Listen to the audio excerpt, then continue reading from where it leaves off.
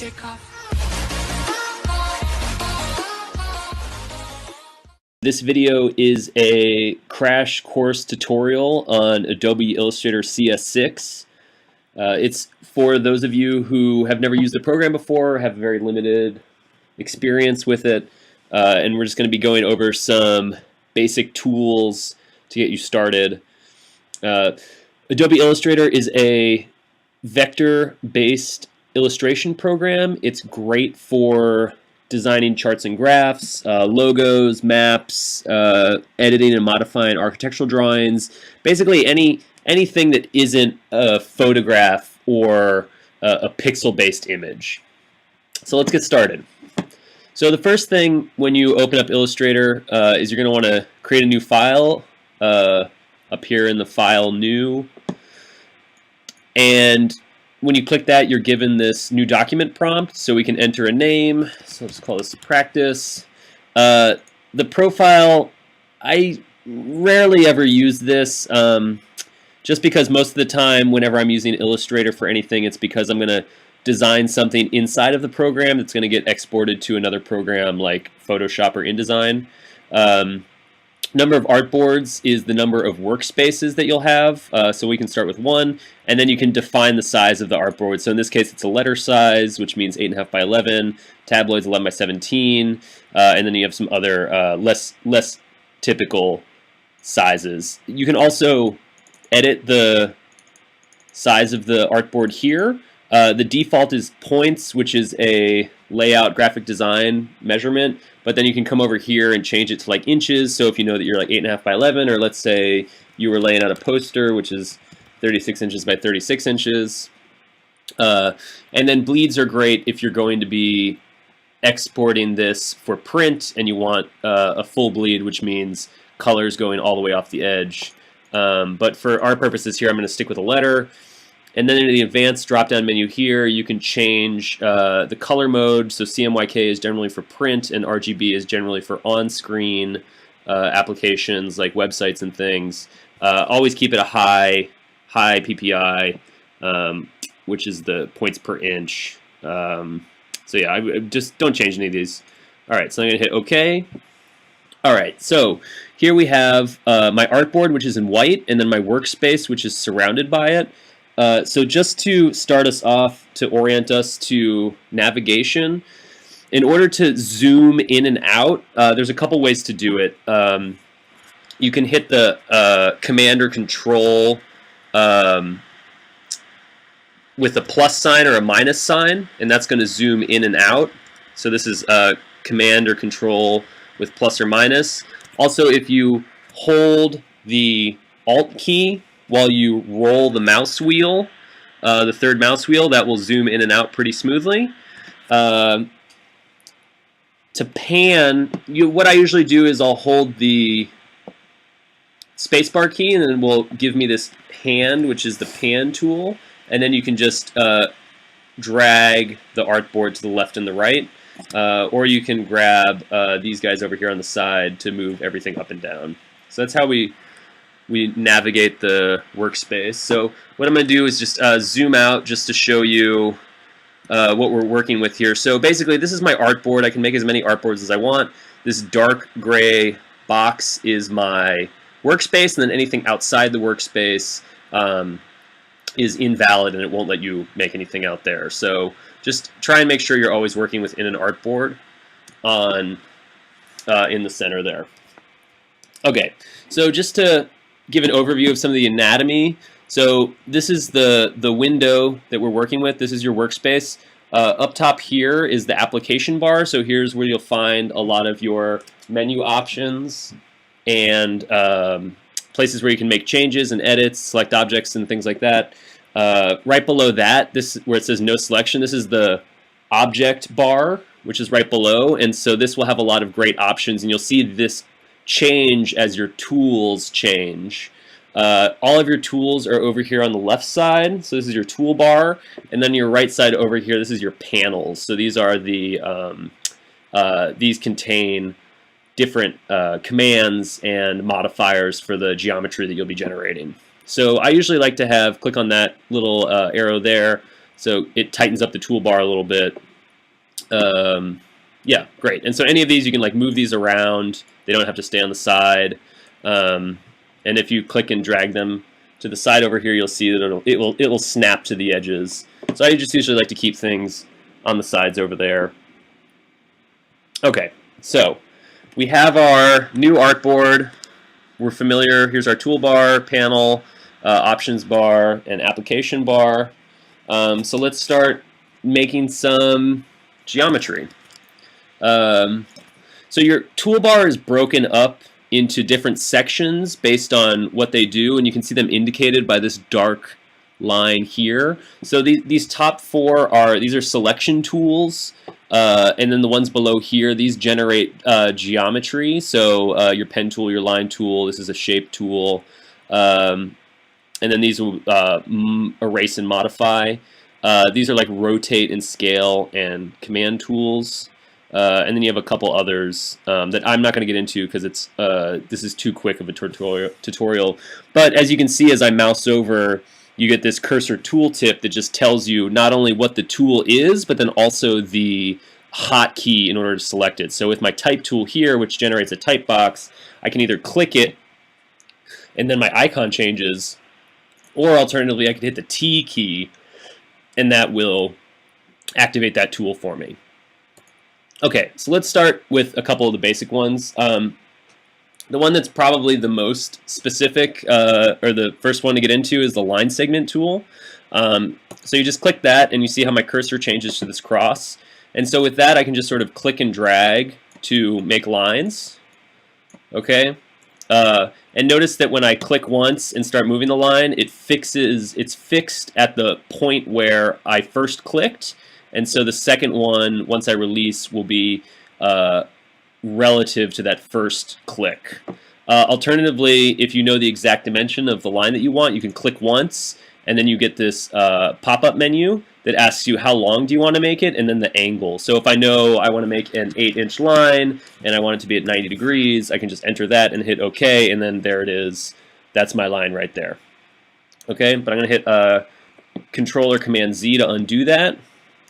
And let's take a look at another one. This is the rectangle tool. For all of these tools on the toolbar, when it has this little white triangle in the corner, that means if you click and hold it, you'll get this flyout menu with a bunch of sub options. So the rectangle tool makes rectangles, rounded rectangle makes a rectangle with round corners, ellipse is for circles and ovoid shapes. The polygon tool is for polygons, star, and flare. Pretty straightforward. So I'm going to start with this rectangle tool. And again, this is just clicking and dragging and you make a rectangle. Pretty straightforward. I can come here with my ellipse tool, click and drag that. And so you see I'm making a ellipse which is rotating around the initial point that I clicked when I first started. Okay?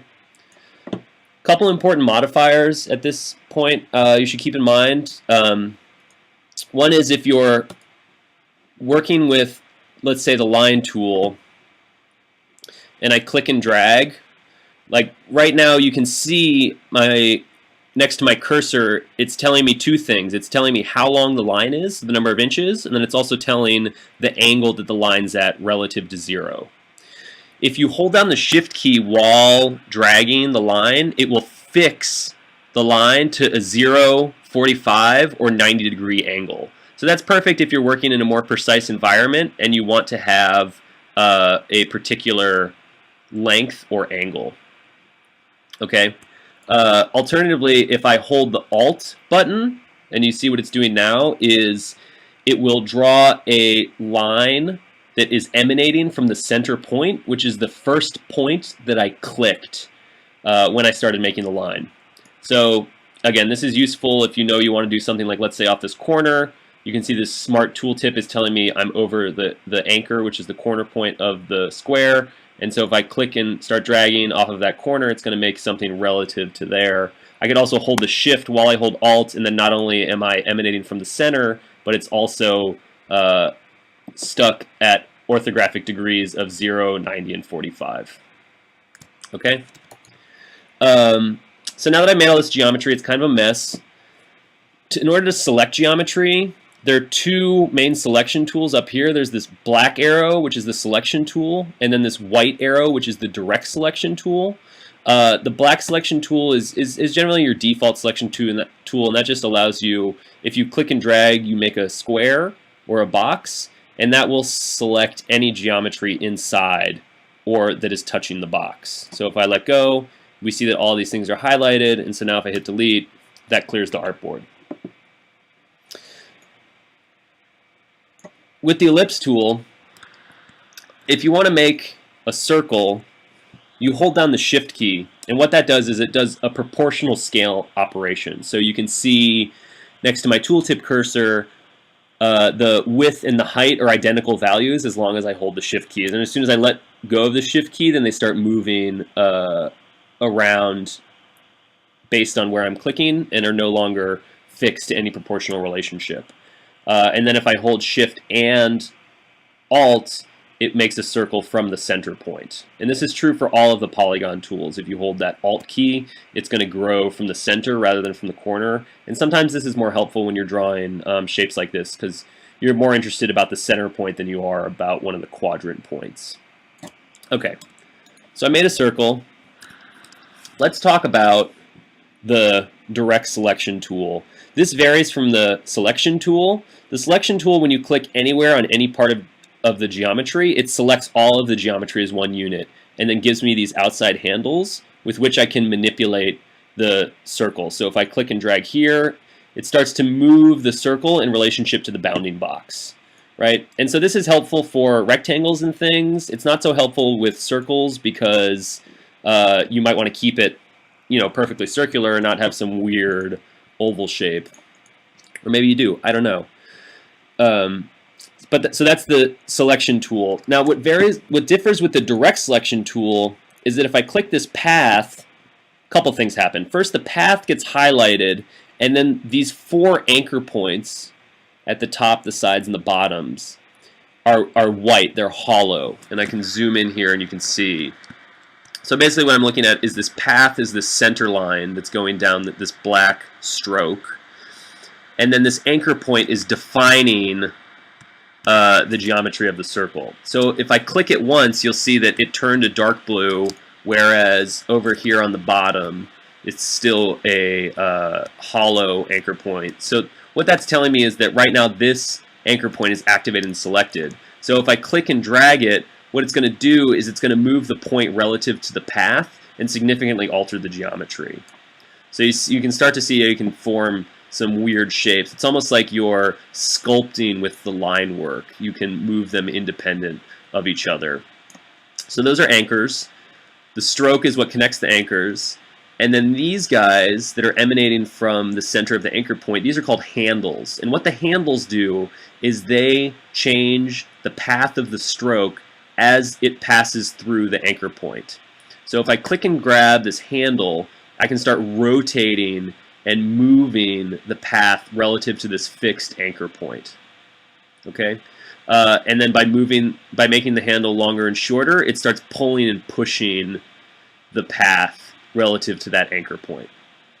So this is a good example of how illustrators can work within this program. Is you start by making some standard, what I would call primitives. These are just like basic forms, platonic forms, and then you just come in here with the direct selection tool, click the path, and then you can start grabbing and manipulating points to create some new and interesting geometries out of an existing geometry. One more thing before we move on about the selection tool is that if you click the selection tool and then you get this bounding box, if you click and drag on the handles, that's going to change the geometry. But if you come to the corners and you just get close to the corners, you notice that my cursor changes to this double-headed curved arrows. And what that's indicating to me is that now if I click and drag, it's going to rotate the shape. So that's how you can rotate things quickly in Illustrator. And then these are how you can scale things pretty quickly. Alternatively, there's a scale and rotate tool. So the scale tool here, if you click it once, that blue circle is your anchor point. So as I click and drag in relation to the anchor point, it's going to scale the geometry. And then alternatively, with the rotate tool, if I click the rotate or hit R for the rotate tool, it will allow me to rotate the geometry around that fixed point.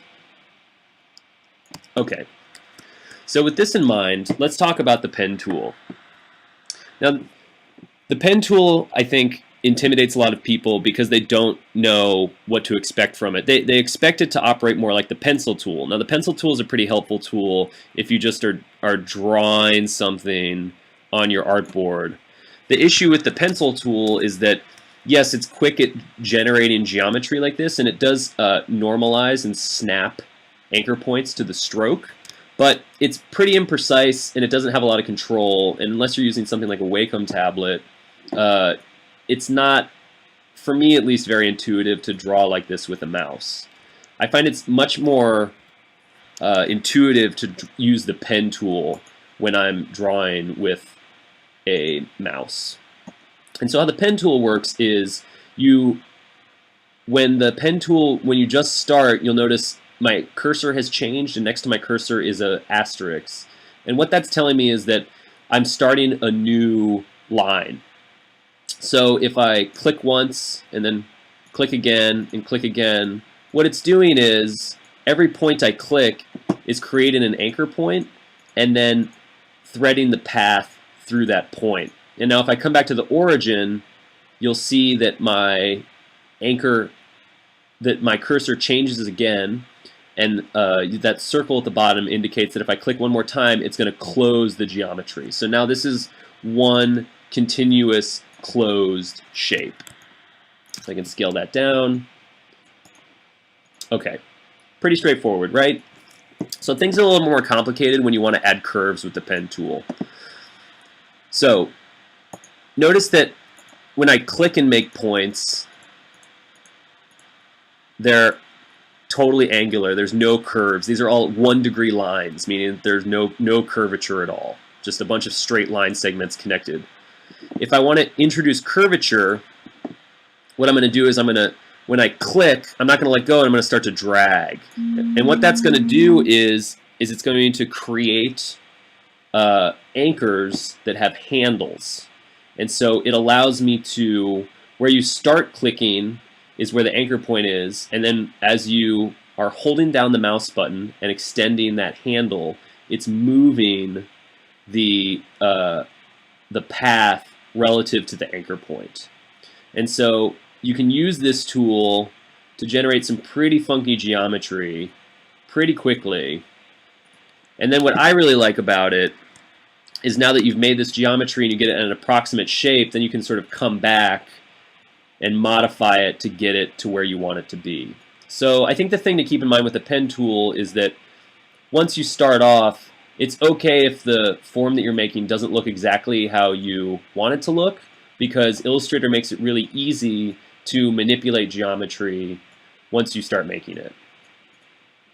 Okay, so that's the pen tool. A thing to keep in mind with any of this vector drawing is that these geometries are infinitely scalable. And so what that means is when you're drawing with vectors, in this case anchor points and paths, what you're really doing is you're describing a set of relationships between fixed points. So the important part to Illustrator isn't necessarily the exact distance that these two points are from each other, but more the relative distance as it relates to these handle points, which means that this shape overall can be easily scaled. Either of these can be easily scaled to as big or as small as you want them. So this is when you're, when you see a Coca-Cola logo, it looks the exact same on a business card as it does on a billboard, and that's because it's drawn with a vector. So it can be any size you need it to be, and that's the real power of this program. Okay, so let's talk about fills and strokes. I'm going to make some geometry. Just going to make some shapes. Now, right now, all of these shapes have the same stroke and the same fill, meaning that They all have the same stroke, which is a black line, which has a 1-point width, and they have no fill. And you can see that indicated by this white square with a red line through it. So it means that they're totally transparent. So you can see one through the other. If you go to your color panel here, which is either on your right size panel menu or window color, you can select any of these geometries and change either the stroke. Let's say I want to make this like a red. So I've changed that so it has a red stroke now. Or alternatively, you can click this, click over here to swap, and now it has a black fill. And then these slider bars also allow you to start manipulating color. But really the best thing to do is to either know what kind of color palette you're working with, or sometimes you can use this color picker down here to pick a color that you like. So I kind of like that pastel-y purple. And so this works with all types of geometry, because if I were to, let's say, add a stroke to this guy, so let's say I added a stroke, I can come down to here, which is my stroke panel, or you can go Window, Stroke, Window, Stroke, and this allows you to adjust the weight of the stroke, so I can make it really, really thick and heavy. You can also choose where the stroke is relative to the path. So in this case, the stroke is centered on the path, but I could just as easily move the stroke to the inside of the path or to the outside of the path. You can also click here and create a dashed line. So in this case, maybe I'd want to bump that size down a little bit, and then I could decrease the size of the dash and maybe increase the size of the gap. So you can see how you can easily start to highlight things and create some shapes. If I come over here to my rectangle tool and I make a rectangle or a square, notice how once you select from one geometry, it remembers what your stroke and fill options, and so now that I made a new piece of geometry, it's just duplicating that existing stroke and fill. But that's easy to change. I can go in here, change that, go to the color, select this purple, maybe I want to make this like a red. And with corners, you can change the corner. So right now it's a super sharp corner, but it could just as easily be like a rounded corner or a chamfered corner. So pretty subtle, but if you're working with really small geometry, or alternatively, if this stroke starts to get really big, you can start to see that effect more. And then finally, if you're making a line, let's dial back this weight a little bit. You also here on the bar up here on the options bar, you can also adjust not only the stroke but also the stroke color and the fill as well. If you make a line, Illustrator has a bunch of preloaded arrowheads, so you can start to insert a head and maybe a tail, do something really goofy. And if these are too big or too small, like this tail looks really too small, you can come over here and change this value. Let's say make it a 50, or oops, you got to make sure you select it. So select it, and then you can come over here and change it, get a little bit smaller, more manageable. Okay, so those are fills and strokes. Very helpful for when you are drawing anything, to have full control over how heavy the lines are and what the fills are. Alternatively, if you select a piece of geometry, notice that the only thing that Illustrator really cares about is this geometry, which is represented in the blue line. So by modifying the fills or the strokes, you're not actually changing the underlying geometry that Illustrator is referencing. And you can actually see this firsthand if you go to View, Overprint Preview. I'm sorry. If you go to View, What's one of these in here? Outline, that's it. View outline. That's just going to show you what it is Illustrator sees. So Illustrator is only observing the geometry. And so what's nice about that is that as long as the geometry remains untouched, you can change anything you'd like in terms of fills and strokes. Okay, let's talk about layers. Layers are super helpful when working with Illustrator. You can find the layers panel over here on the panels menu, or if you go to window panels, window layers, you can see it's selected there. So let's just, for the sake of argument, I'm going to erase some of these guys, and I'm going to add some more squares. What layers allow you to do is similar to many other Adobe programs, is they allow you to manipulate geometry and organize it to keep everything nice and clean and clear. So let's say I had this layer 1 and I called it circles, and if you click this button down here to create a new layer, you can make a square, and let's make one more for arrow. So right now everything is on the circles layer, pardon me, because this was the default layer that we started working with. So you can tell that by a couple ways. One is everything is in blue, which matches the blue color on the layers. Also, when I click this ellipse, notice how not only does the layer panel, the line on the layer panel highlight, so it says this is on the circles layer, but also you get a blue square at the end here, which is indicating which layers your selections are on. So right now everything's there. If I wanted to select these 3 squares, I would hold down the Shift key while I did it. 1, 2, 3. Now select the square layer here on the square panel, right-click on it, and say go to Arrange, and then Send to Current Layer. And what that's going to do, notice how the color changes immediately. This line is highlighted, and you have the red box. So now these 3 squares are on the square layer. And let's do one more. Let's select this arrow and put this arrow on the arrow layer. So I'm going to click on the layer on the layers panel, then right click on it and go to Arrange and then Send to Current Layer.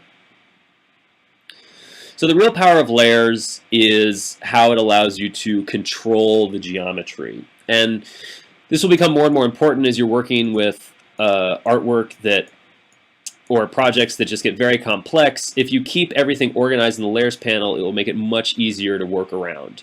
So as a for example, if I'm working with the circle layers and I'm like, oh, these squares are in the way, it's just as easy. It's easy for me just to click this eyeball here on the layers panel in order to hide those squares. So I can turn those back on. I can also lock the squares so that way they aren't selectable. So if I want to select a few things, notice how it selected all of these circles, the arrow, but not the squares because the squares are locked. Turn off visibility, and then finally, if I select this or click this empty circle to the right, it will select all of the objects that are in the layer. Super easy, very clear. This also helps you. The layers also help you with the display of the objects on the art panel.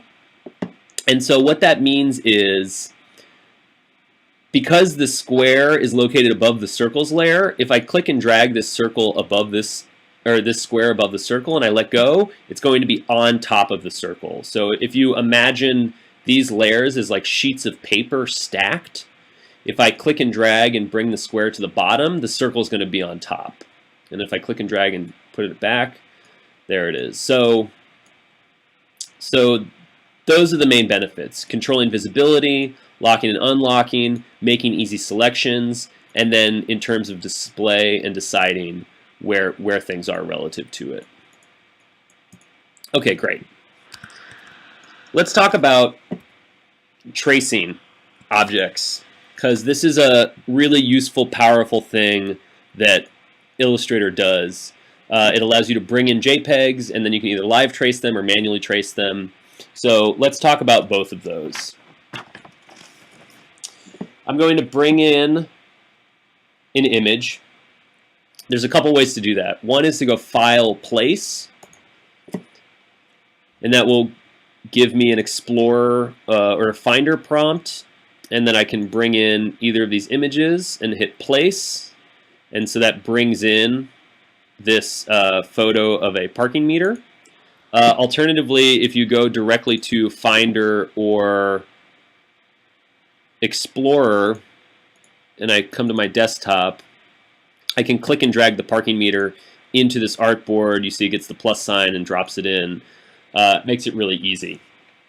So I'm going to put it on my circles layer, and then I'm going to lock that layer, and now I'm going to come to my arrows layer, which is my top layer, and I'm going to trace just the outline of this parking meter because I want to show you how easy it is to take things and trace them manually. So I'm going to click on my pen tool. I'm going to zoom down here, and I'm just going to start just clicking and tracing. So click on the base. I'm going to hold down the Shift key so it's going to be straight up. Then I'm going to come over. I'm going to click and drag this guy to make it a handle, and then click and drag here so I can define that corner, and then do the same thing over here so I get that curvature where you like it.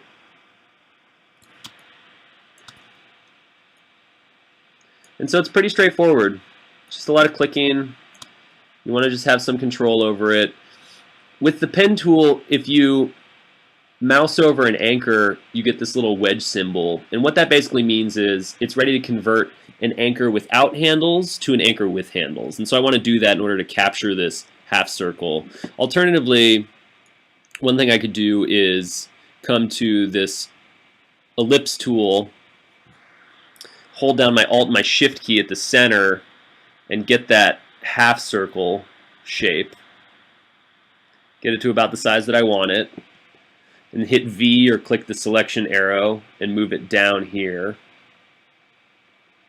So sometimes it's easy to just start to pick geometry apart. So then what I'm going to do is click with my direct selection tool. I can either hit A or click it up here, click on the path, and then click and drag the anchor until it intersects. Okay? So I'm going to turn off the circles layer, and so you can already see here's the outline. This is a bit messy, so I'm going to come in here and just move that anchor over. Move this handle.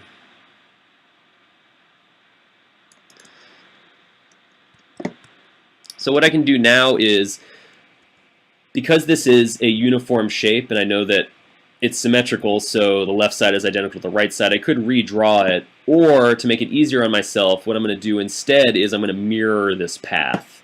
So if you click and hold on the rotate tool, you'll get the reflect tool, and what it does is it gives you this anchor point. I want the anchor in the center of the circle, right? So that's that bottom anchor point, and then I'm just going to click and drag going down, and that's going to mirror that shape for me, and then I'm going to hold the Alt key, and that's going to make a copy. And so you can see that indicated by my cursor.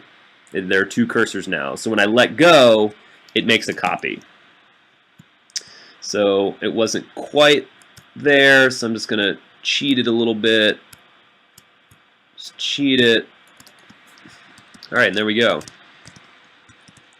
So that's how you start to trace an object. If I wanted to cut this path, so right now this circle is totally complete. If you click and hold underneath the eraser tool, there's a scissors tool, and what the scissors tool does is it basically just cuts the path. So now the top half of the circle is a different path from the bottom half of the circle, so I can just erase that. And so as you can see, you start to get the shape and the form of this parking meter. And sometimes it's more important, depending on what you're doing, because I know this thing is symmetrical, it might not be totally symmetrical in the photo, so it's more important that it's symmetrical in relation to the geometry I'm drawing and not necessarily to the photo I'm tracing. And these kinds of projects, I mean, you can get into real detail and trace everything to get like as much or as little detail as you want out of what you're tracing. So that's great if you're working with a base layer of a parcel map for some land use project, or there's some other like street geometry, or building outlines is another thing that I find myself tracing a lot of. Okay, so let's talk about live trace, because this is a really cool, powerful feature. So I'm going to go File, Place, and bring in this food truck clip art. Let's say I was doing a project on food trucks, but notice that this image is really small, and if I go to my Finder window, it will tell me that it's 33 kilobits, which is totally tiny, and it has dimensions of 600 by 381 pixels, which means that if I wanted to include this in a print document, I couldn't make it any bigger than about 1 inch by 2 inch, or else it would start to get pixelated. So I can avoid that if I bring it in, and what I want to do is I want to convert it to a vector, because if I convert this to a vector, and if I zoom in here, you can see all of these jagged tooth edges from all the pixels. If I can successfully convert this into a vector, then it becomes infinitely scalable, and I can put it into any size that I want. So if I was making like a big 36 by 36 inch poster, I could easily just drop it in there. So how you do that is you click on the object, and then here in the options bar, you can see it's a linked file. I'm going to click image trace, and what that's going to do is convert this into a vector. And so now as I zoom in here, you can see that jagged tooth is all gone. Now it's just one smooth stroke connecting another. So that means that even if I scaled this thing up to the size of a billboard, it would be the same size. And you have some preset options down here. So this can be really great if you have a photo. You can have a high fidelity photo, or if you have a logo. Really, the possibilities for this tool are endless, and they allow you to take something that would be really small and really limiting, and once you trace it, then you can hit expand, and what that's going to do is it's going to turn all of this into manipulatable geometry. So I'm just going to delete some of this white space. And so you can see here with my direct selection tool, if I zoom in real close, that now instead of being a bunch of pixels, it's a vector. This is a vector object that has four anchor points and 4 paths. And so what's great is that now that this is a vector, if I use my scale tool, I can make it as big as I want, and regardless of how big it gets, it will never lose any resolution. So it's perfect for like poster projects, or if you find some clip art, it makes it really easy to capture that and to use it in any kind of project that you want. Okay, so let's talk about saving. There's a few different ways to save your work. If you do a file save as, or file save if you've named it, that's just going to save the Illustrator file. So I could save it on my desktop just as practice, which is great. Don't touch any of these options. The defaults are fine. What's nice about Illustrator CS6 and some versions previous to it is that it will create a PDF compatible file, which means that even if I sent this Illustrator file to someone who didn't have Adobe Illustrator, they could still open it with any Adobe software. So I'm just going to save that.